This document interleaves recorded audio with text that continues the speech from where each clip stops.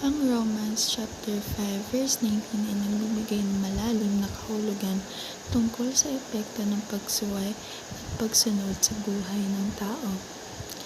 Pinapakita nito na sa pamamagitan ng isang tao, si Adan, ang kasalanan ay pumasok sa mundo at ito ang nagdala ng paghihiwalay sa Diyos at kamatayan para sa lahat.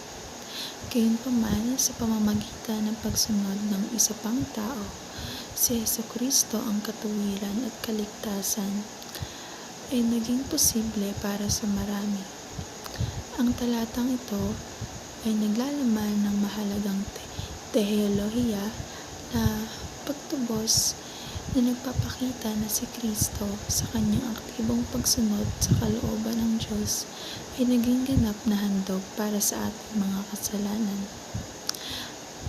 Sa kanyang sakripisyo at katuwiran, tayo ay binigyan ng bagong pagkakataon na makipag-ugnayan muli sa Diyos. Ang talata na nagturo rin na ang ating mga aksyon ay may malalim na impluwensya, hindi lamang sa ating sarili, kundi sa mga taong nakapaligid sa atin. Ang pagsuway ni Adan ay nagdulot ng pagkawasak sa relasyon ng tao sa Diyos. Samantalang ang pagsunod ni Kristo ay nagbigay ng pagkakataong maibalik ang nasirang relasyon na ito. Pinapaalala nito na sa bawat desisyon at kilos at pagpili natin may epekto at hinihimok tayo maging maingat at masunurin sa kalooban ng Diyos. Dagdag pa rito, ang talata ay nagtuturo ng kahalagahan ng pagsunod bilang tugon sa biyayang natamo natin kay Kristo. Hindi tayo naligtas dahil sa ating mabubuting gawa, kundi dahil sa ginagawa ni Kristo para sa atin. Gayunpaman, ang kaligtasang ito ay hindi dahilan upang magpatuloy tayo sa kasalanan, kundi upang mamuhay tayo ng may katuwiran at kabanalan bilang patotoo ng ating pananampalataya. Ang pagsunod sa Diyos ay hindi lamang tungkol sa pagsunod sa kanyang mga utos, kundi isang pagpapahayag ng ating pag-ibig, pasasalamat at pagpapakilala sa Kanya bilang ating tagapagligtas.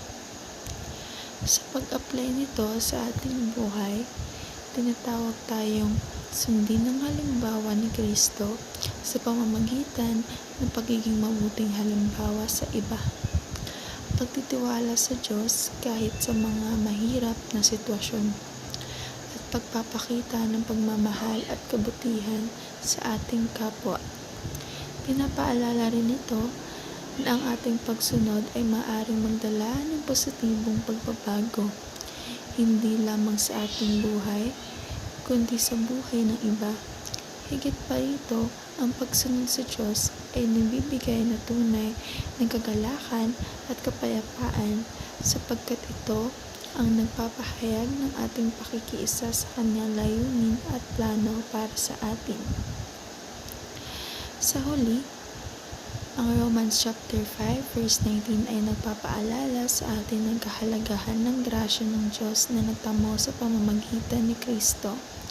Nagbibigay ito ng inspirasyon at hamon na ipamuhay ang pananampalataya sa pamamagitan ng patuloy na pagsunod, pagpasasalamat at pag-asa sa mga pangako ng Diyos.